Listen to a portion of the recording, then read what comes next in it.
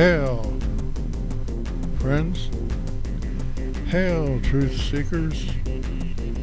This is your video about the betokening, the meaning of hippos, of hippopotami.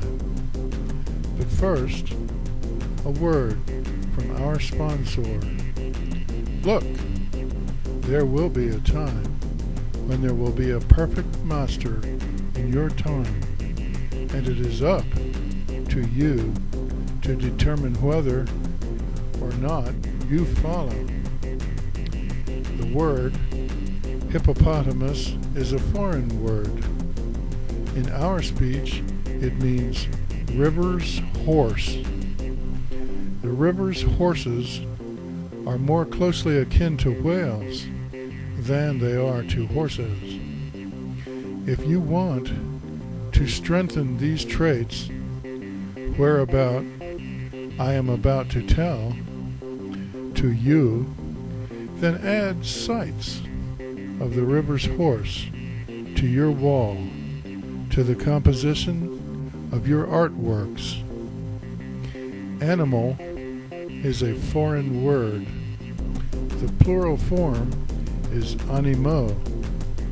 In our speech, the proper word for all animo is deer. However, the word deer that we need to use in this video has come to be misunderstood. Therefore, heed me when I say to you that whenever in this video I use the word deer, I mean all animo. The sight of any deer, for example, in a painting or in a mandala, betokens our traits. The sight of any deer betokens our instincts and could be a message from the unknown part of our mind. If the deer is a domestic one, then we sway those feelings. We sway those feelings.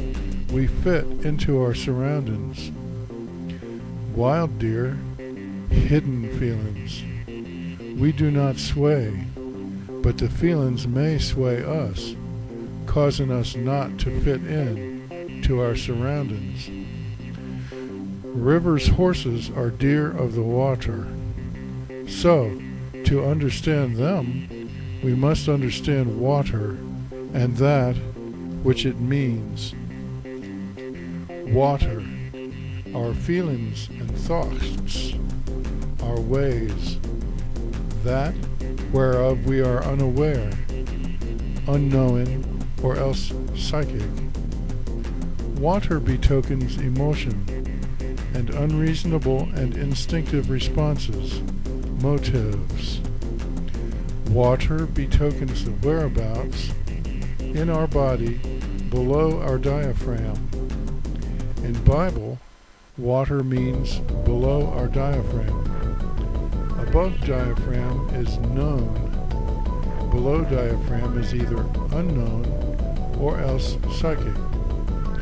Fertility and pregnancy come from below our diaphragm, and the emotions that lead to pregnancy also.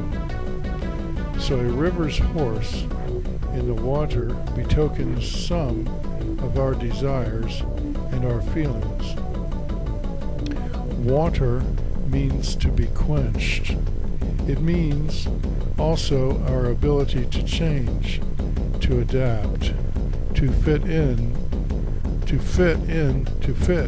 in our surroundings, and for us to spread out. A river's horse in water means all of these things and more. How about flowing water? Rivers' horses abide in rivers. What betoken rivers? I, even I, shall tell to you that which betoken rivers, even now. Flowing water restores emotional freedom, whereas, on the other hand, a swamp, bog, mere, or quagmire might betoken emotional hang-ups and stagnation. Yet, swamps are extremely fruitful, nevertheless. A river means that the energies are flowing, the emotional energies. Here are some of the meanings. Number 1, the passage of time. A river's horse stays in the same wise despite the passage of time. 2, the ability to withstand the currents of being in a body. 3, joyful pleasures. 4, peace. 5, wealth. 6, control of the border.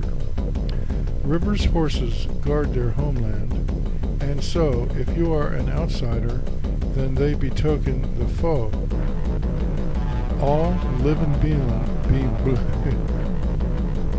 Let's start again. All living beings in the bailiwick of the river's horse must have the river's horse to keep alive. Their being alive is bound to the doings of the river's horse. The fishes, the birds, the plants, all need the river's horse to keep alive. The river's horse stays with its own group. Deer who stay in groups have been said to betoken wealth. One diviner said so, that those kinds of deer who stay in groups betoken wealth. According to the knowledge of the mind, it will make sense if those kinds of deers betoken inner harmony. It will make sense if the kind of deer who stay in groups betoken parts of us that fit well together, that fit together well, with singleness of aim. Here are some of the betokenings of the river's horse. Bigness. Group dominance on an emotional plane. Hidden from sight are traits, our thoughts, our motives. Not showing to others who we are. The hidden, unknown basis for a group's unity. Gumption. Hidden strength.